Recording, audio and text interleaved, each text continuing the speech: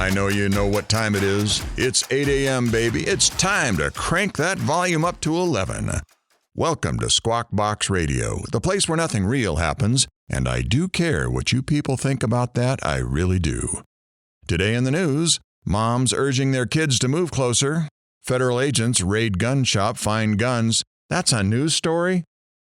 Meteorites found to be from space. And in health, wearing shoes can result in fewer foot injuries. Wow. Okay. Now on with the show. We are here, people, and in the studio today is, you guessed it, Travis. So Travis, where we left off yesterday on a very somber note, so today let's not talk about death if we can avoid it. How about it? Okay, no death today, but there is more death that has to be told. Oh, come on, man. Your mother and father are already dead. We can't take much more. Why don't we talk about you starting your military life? No one dies there, do they? No, everyone stays alive. Okay, let's start there then. But after these messages... Do you like watching a channel where no one knows what's going on? Where variety is all over the place because I'd rather be a little weird than all boring? Then tune in to Bone 13's channel where after you show up and stay a while, you will be more confused about life and gameplay. Come in and sit down, relax and yell at your screen because Bone is going to do something wrong. Bone may actually do something right or funny, but it's not guaranteed. And we are back, people. The phones are quickly lighting up, so let's go before we have to talk to anyone. We are a talk show. Shut up. Take some messages and we can answer them later. He might answer their questions anyway. I just finished high school and shipped out to boot camp, leaving the world I knew behind again.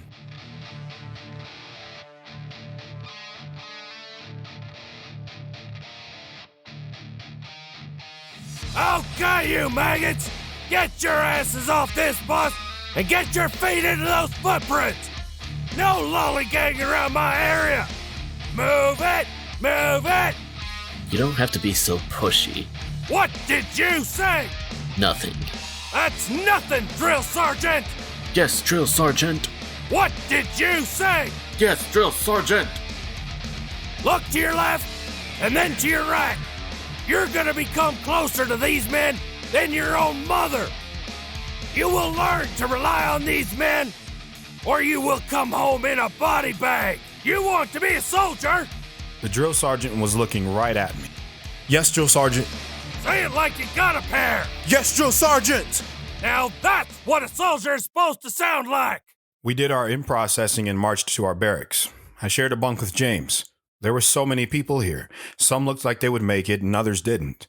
We didn't have much time to make friends right away. All right, men, put on your PT gear. It's a good day to go for a run. Every day is a good day to go for a run. We hurried up and put on our PT gear and ran outside. The drill sergeant pulled me aside. What's your name, soldier? Private Clark, Drill Sergeant. I'm making you a squad leader, Private Clark. Don't disappoint me. Failure's not in me, Drill Sergeant. A man learns nothing from winning all the time. The act of losing, however, can elicit great wisdom, not least of which is how much more enjoyable it is to win. It's inevitable to lose now and again. The trick is not to make a habit of it. I don't like to lose, Drill Sergeant. You will, though. With that, we went on a run. A lot of people were dropping back. I dropped back to assist them in any way I could. Come on, pick it up. You can do it. No, I can't. Come on, suck it up. Keep pushing. Let that pain escape your body. But it hurts. Life is pain. You have the choice to suck it up and move or quit. Are you a quitter? I'm no quitter. Then catch up then. You can do it. James struggled, but he caught up. He was in pain. I knew that he would struggle with training. I knew he would need my help. I started helping him out. I remember one time at the range. Okay, men. It's time to make killers out of you. Well, some of you anyways. Today, we are going to give you live ammo. Private Clark here is going to shoot first. Show us what you got, Private. I laid down in the prone position and aimed the rifle downfield. The drill sergeant gave me a magazine and I loaded it up into the rifle and focused my breathing and settled myself down. I looked downfield and squeezed the trigger. I hit the bullseye. Do it again, Private. I controlled my breathing and took aim and fired again. I hit the bullseye again. Very good, Private Clark. Now you see, if he can do it, you can do it too. It's easier than it looks. You just point and shoot, really. In battle, we answer failure with the only thing suitable: death. We spent the morning at the range. Some targets were actually hit, and some people, it was the first time they ever fired a weapon. I looked at my squad. I knew I had my work cut out. James really needed work. Hey, Travis, I need some help. I know, but don't worry. We got this. How are you so good? How does this come so naturally? Don't worry about that. I'll get you as good as me. I want to be better. You have to learn to walk before you can fly. I see this taking a while. It won't be that bad. I'm a good teacher. Good, because I'm a bad student. Come on, you can't be that bad. I'm going to make you work. James and I got close. I helped him out, and he surprisingly got really good. In fact, he got better than me in a lot of areas. He became a really good soldier. It wasn't long before we were both fighting for the top spot. I could still beat him in marksmanship and in physical, but he was beating me on everything else. Is this the same James who later became your commanding officer? Yes, it is. He was good. I'm sure there is more to tell there, but we promise no death today. Not today. We graduated basic training. I was first in my class and James was second. It was now off to AIT. We were about to become infantrymen. How long was basic training and then your advanced training? Basic was 10 weeks and AIT was 12 weeks. Was James in the same class at AIT then? Yes, he was.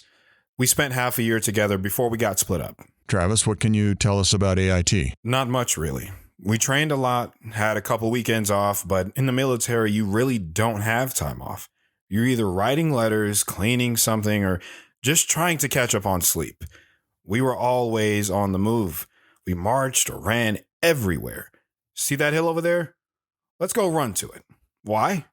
Because we could. You spoke of letters. Did Becky write you? Every day. Have you ever tried to plan a wedding over writing letters? It's not fun, but we did it. So you and Becky got married then? Once I graduated from AIT, we got married. You look really sharp, son. I'm proud of you. Thank you, Dad. Son, I want you to have this. I know it's not much, but it has value. No one can measure. With that, he gave me his watch. But it's a reminder that you will never get time back. Time is a gift.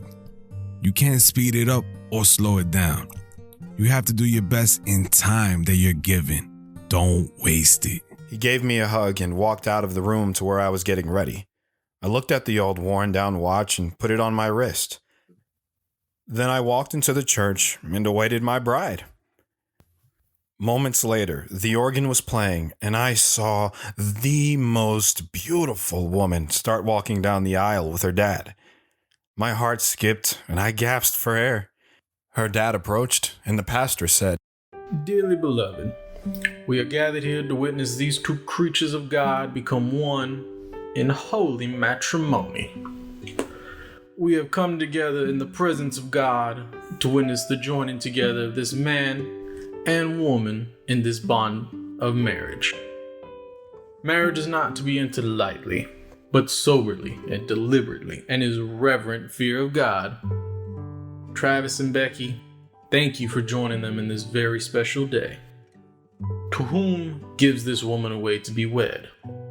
I do. With that, she walked and grabbed my arm as we stood in front of the pastor. In 1 Corinthians 13:4-8, we read, Love is patient. It does not envy. It does not boast. It is not proud. It does not dishonor others. It is not self-seeking. It is not easily angered. It keeps no record of wrongs. Love does not delight in evil, but rejoices with the truth. It always protects, always trusts, always hopes, always perseveres. Love never fails. The Bible shares that love is more than a feeling. Love is an action that always must take place. Time went by and I was clueless on what was said. I just stared at her and couldn't believe how lucky I was. In Ecclesiastes 4:9-12, we read that two are better than one, because they have a good return for their labor. If either of them fall down, one can help the other up. But pity anyone who falls and have no one to help them up. Also, if two lie down together, they will keep warm. But how can one keep warm alone? The one may be overpowered, two can defend themselves.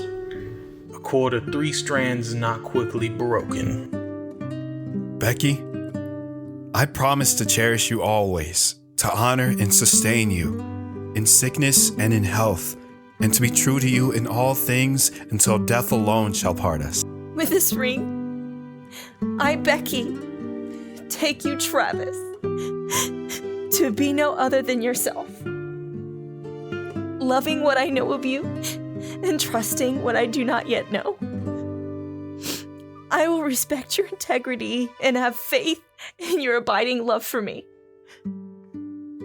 Through all of our years and in all that life may bring us. I now pronounce you husband and wife. You may kiss the bride. Come here, you. We walked down the aisle as everyone clapped and cheered. Once we got to the end, I brought her in close and kissed her harder than I have ever kissed her before. The reception was downstairs at the church and was immediately started after the ceremony. The people all gathered in and found their seats and immediately started banging glasses with their silverware.